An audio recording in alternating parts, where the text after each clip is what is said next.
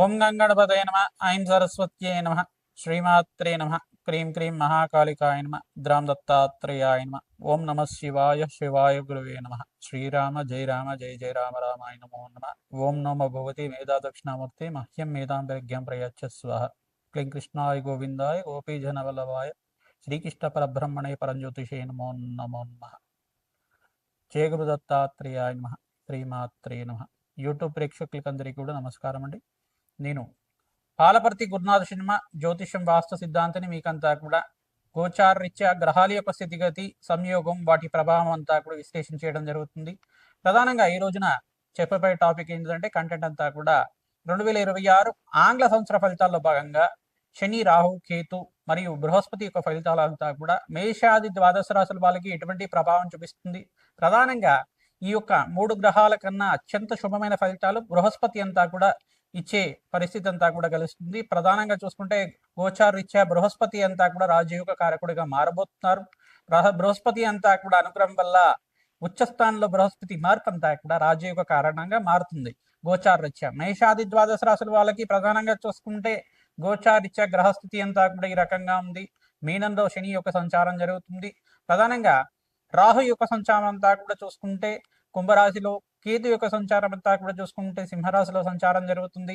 ప్రధానంగా గోచార చక్రవశాత్తు ప్రధానంగా ధనుస్సు రాశిలో అంతా కూడా చతుర్గ్రహ కూటమి జనవరి 1వ తారీఖు నుంచి ప్రారంభమయ్యి ప్రధానంగా సూర్య బుధ అంగారకుడు మరియు శుక్రుడి యొక్క కలియుగతోటి చతుర్గ్రహ కూటమితో ప్రారంభమవుతుంది. జనవరి 15వ తారీఖు రోజున మకర సంక్రాంతి వేరులో అంతా కూడా ప్రధానంగా మకర సంక్రమణం అంతా కూడా సూర్య భగవానుడు మకర రాశిలో అంతా కూడా సంచారం చేయడం మొదలు పెడతారు. ప్రధానంగా అక్కడంతా కూడా చూసుకుంటే జనవరి 15వ తారీఖు నుంచి ఈ యొక్క సూర్య మంగళ ఆదిత్య యోగం అంటే బుధాదిత్య యోగంలో ఈ యొక్క పంచగ్రహ కూటమి సంభవం అనేది జరుగుతుంది. ప్రధానంగా శుక్రుడు, బుధుడు, అంగారకుడు, సూర్య భగవానుడు మరియు చంద్ర భగవానుడు అంతా కూడా పంచగ్రహ కూటమిలో సంచారం జరుగుతుంది. మరియు ఫిబ్రవరి 23 తర్వాత ప్రధానంగా చూసుకుంటే ఈ యొక్క కుంభరాశిలో అంతా కూడా రాహుతో పాటు 5 గ్రహాలన్నీ కూడా ఈ 5 గ్రహాలన్నీ కూడా సంచారం జరుగుతుంది. ప్రధానంగా చూసుకుంటే షష్టగ్రహ కూటమి అంతా కూడా సంభవం జరుగుతుంది ఫిబ్రవరి 23 ఆ తారీఖులో అంతా కూడా 2026లో. ప్రధానంగా ఈ యొక్క చతుర్గ్రహ కూటమి, త్రిగ్రహ కూటమి, పంచగ్రహ కూటమి, షష్టగ్రహ కూటమి అంతా కూడా గోచారరీత్యా ఉండే గ్రహాల యొక్క సంయోగము వాటికి భ్రమణం మేరకు మాత్రమే అంతా కూడా ప్రభావం చూపిస్తూ ఉంటాయి. మేషాది ద్వాదశ రాశులకి విధంగా ఈ యొక్క ఎటువంటి ఆర్థికమైన ఇబ్బందులు, ఈ యొక్క ఆర్థికమైన కష్టాలు కానీ శ్రమతో కూడిన సంపాదన కానీ పెరగడానికి ఆస్కారం ఉంటుంది. ప్రథమార్థంలో జనవరి నుంచి ఏప్రిల్ 28వ తారీఖు దాకా, తర్వాత నుంచి ఏప్రిల్ 28వ తారీఖు తర్వాత సూర్య భగవానుడు అంతా కూడా ఉచ్చస్థానంలో మార్పు, బుధాదిత్య యోగంలో మార్పు, సూర్యమంగళ యోగంలో మార్పు అంతా కూడా అత్యంత శుభమైన ఫలితాలు ఇవ్వడానికి ఆస్కారం ఉంటుంది. మే 15వ తారీఖు తర్వాత నుంచి మీకు అంతా కూడా రాజయోగంగా చెప్పడం జరుగుతుంది. జూన్ 1వ తారీఖు నుంచి 14వ తారీఖు తర్వాత బృహస్పతి అంతా కూడా కర్కాటక రాశిలో ప్రవేశం చేస్తున్నారు. తద్వారా రాజయోగంగా మారుతుంది. ప్రధానంగా చూసుకుంటే మేషాది ద్వాదశ రాశుల వాళ్ళకి గ్రహస్థితి ఈ రకంగా ఉంది కావున మేషాది ద్వాదశ రాశుల వాళ్ళకి ఏ మాసంలో అంతా కూడా రాజయోగంగా ఉంటుంది. ఈ యొక్క గ్రహస్థితి దృష్టి కేంద్రం అంతా కూడా ఈ రకంగా ఉంటుంది. ప్రధానంగా శనీశ్వరుడు, రాహువు, కేతు అంతా కూడా ఈ యొక్క వక్రదృష్టి అంతా కూడా ఈ రకంగా ఉంటుంది. బృహస్పతి మార్పు అంతా కూడా రాజయోగ కారణంగా ఏ రకంగా ఏ రాశి వాళ్ళకి యోగకరంగా ఉంటుంది. వివాహాది శుభకార్యాలు జరగడానికి కానీ, రాజయోగ కారణం కానీ, ధనయోగాలు సిద్ధించడానికి కానీ, ధనధాన్యాది సమృద్ధి కలగడానికి కానీ రాజయోగ కారకుడిగా బృహస్పతి అనుగ్రహం వల్ల ఎటువంటి రాజయోగాలు, ధనయోగాలు, విపరీత రాజయోగాలు అంతా కూడా సిద్ధించడానికి ఆస్కారం ఉంటుంది. అత్యంత శుభమైన ఫలితాలు ఇవ్వడానికి ఆస్కారం ఉంటుంది. నవగ్రహాల యొక్క అనుగ్రహం మేరకే మానవ జీవిత విధానం అంతా కూడా ఉంటుంది కావున ప్రధానంగా నవగ్రహాల అనుగ్రహం కోసం అంతా కూడా ప్రతినిత్యం కూడా నవగ్రహారాధన చేయడం శ్రేష్టమైన ఫలితాలు పొందుతూ ఉంటారు.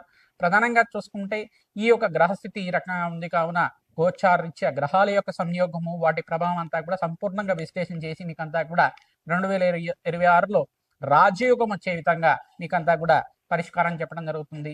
ప్రతినిత్యం కూడా మేషాది ద్వాదశ రాశి వాళ్ళు ఈ యొక్క నవగ్రహ ఆరాధన చేసుకోవడం ప్రధానంగా మీకు చెప్పబడే సూచనప్రాయంగా అంతా కూడా చెప్పడం జరుగుతుంది. నవగ్రహ ఆరాధనలో భాగంగా మీరు ప్రతినిత్యం కూడా నవగ్రహ దేవతలకంతా కూడా ప్రదక్షిణాలు ఆచరించండి.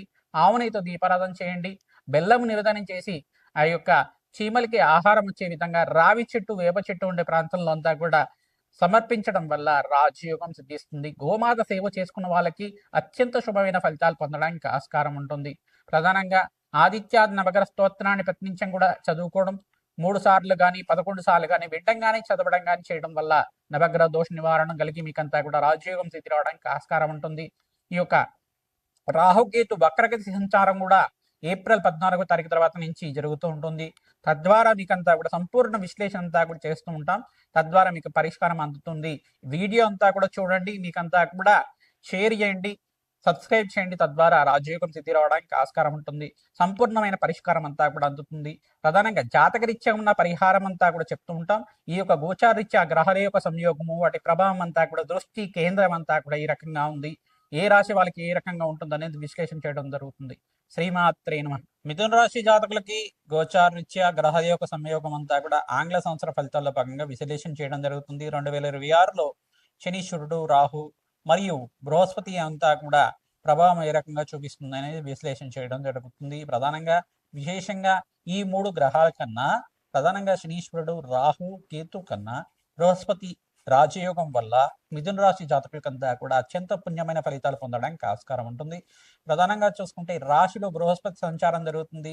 జూన్ 1వ తారీఖు నుంచి 14వ తారీఖు తర్వాత ఇక్కడ కర్కాటక రాశిలో బృహస్పతి ధనస్థానంలో అంతా కూడా మార్పు జరగడం వల్ల విశేషమైన ధన ప్రాప్తి లభించడానికి ఆస్కారం ఉంటుంది. రాజయోగంగా చెప్పడం జరుగుతుంది.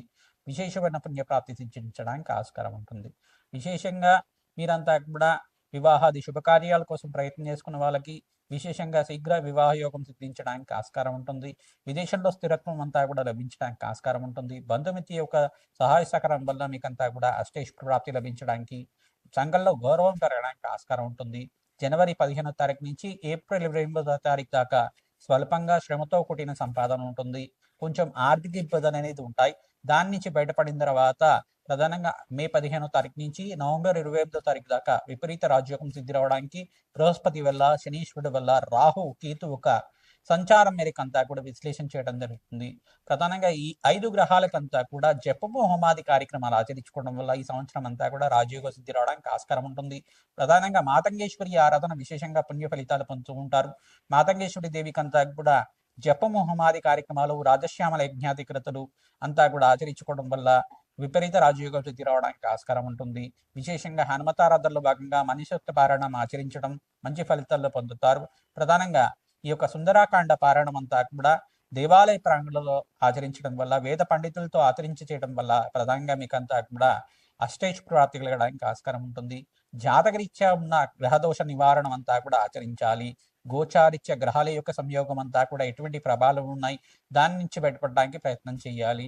తద్వారా ప్రతినిత్యం కూడా నవగ్రహారాధన చేసుకోవడం శ్రేష్టమైన ఫలితాలు పొందుతూ ఉంటారు. అవకాశం ఉన్నప్పుడు నెలకి 2 సార్లు కానీ 3 సార్లు కానీ నవగ్రహాలకు అభిషేకం ఆచరించండి. పరమేశ్వరుడికి కూడా అభిషేకం అంతా కూడా ఆచరించడం వల్ల చెరుకు రసంతో, ద్రాక్ష రసంతో మరియు గంధోదకంతో భస్మ అభిషేకాన్ని అంతా కూడా ఆచరించడం వల్ల విశేషమైన ప్రాప్తి కలుగుతుంది. ప్రధానంగా ఫలోదక అభిషేకం కూడా ప్రదోష కాలంలో అభిషేకాన్ని ఆచరించడం వల్ల విశేషమైన పుణ్యప్రాప్తి లభిస్తుంది. ఎవరి జాతకరీత్యా అయితే కనుక ఆర్థిక ఇబ్బందులు అయితే ఉన్నాయో, అప్పుల బాధలు కానీ బాగా ఆర్థికమైన కష్టాలు ఉన్నాయో, ప్రధానంగా మిథున రాశి జాతకులంతా కూడా మీరంతా కూడా పరమేశ్వరుడికి ప్రీతికరంగా మహాదేవుడికి అంతా కూడా అన్నాభిషేకాన్ని అంతా కూడా ఆచరించడం విశేషమైన పుణ్య ఫలితాలు పొందుతుంటారు. ప్రధానంగా శీఘ్రంగా మీకంతా కూడా అష్టైష్ ప్రాప్తి కలగాలన్నా, అనంతమైన పుణ్యప్రాప్తి కలగాలన్నా, రాజయోగం సిద్ధి రావాలన్నా, వ్యాపారంలో అభివృద్ధి కలగాలన్నా, లక్ష్మీ కుబేర శాంతి హోమాది కార్యక్రమాలు, రాజశ్యామ యజ్ఞాధికృతులంతా కూడా శీఘ్ర ఫలితాలు ఇస్తూ ఉంటాయి. ప్రధానంగా బగలాముఖి దేవి ఆరాధన కూడా మంచి ఫలితాలు పొందడానికి ఆస్కారం ఉంటుంది. శత్రు నివారణ అంతా కూడా జరుగుతుంది. శత్రు బాధలు, శత్రు భయాల నుంచి మీకు బయటపడి ఆనందమైన జీవితాలు జీవించడానికి ఆస్కారం ఉంటుంది. ఎవరికైతే కనుక కొద్దిగా కోర్టు కేసులు కానీ, ల్యాండ్ డిస్ప్యూట్స్ కానీ, ఆర్థిక ఇబ్బందులు కానీ, ఇట్లాంటి అనుకోని ఆర్థికమైన కష్టాలు, వీధి బాధలు కానీ ఉన్నాయి, మీరంతా కూడా ఖచ్చితంగా బగలాముఖి దేవి ఆరాధన, ప్రత్యంగరాదేవి హోమాది కార్యక్రమాలు అంతా కూడా ఆచరించడం వల్ల విశేషమైన పుణ్యప్రాప్తి కలుగుతుంది. మీ జాతక చక్రాన్ని అంతా కూడా విశ్లేషణ చేసి మీకంతా కూడా పరిష్కారం చెప్పడం జరుగుతుంది. జన్మ జాతకమే ప్రధానమైన జాతకంగా ఉంటుంది. గోచార చక్రంలో ఉండే గ్రహస్థితి అంతా కూడా ఈ యొక్క గోచార ప్రకారంగా అంతా కూడా సంచారం మేరకు మాత్రమే చెప్పడం జరుగుతుంది. మీరంతా కూడా జన్మజాతకాన్ని జ్యోతిష్ సిద్ధాంతాలతో మీరంతా కూడా విశ్లేషణ చేసుకుని పరిష్కారం ఆచరించడం వల్ల అఖండ పుణ్య ప్రాప్తి కలుగుతుంది. ప్రతినిత్యం కూడా గోమాత సేవ చేయడం వల్ల రాజయోగం సిద్ధిస్తుంది. గోమాతకంతా కూడా ప్రదక్షిణాలు ఆచరించండి. గోపూజ అంతా కూడా చేసుకుంటూ ఉండండి. విశేషమైన పుణ్యప్రాప్తి కలుగుతుంది. శ్రీమాత్రే నమః. దత్తాత్రేయ.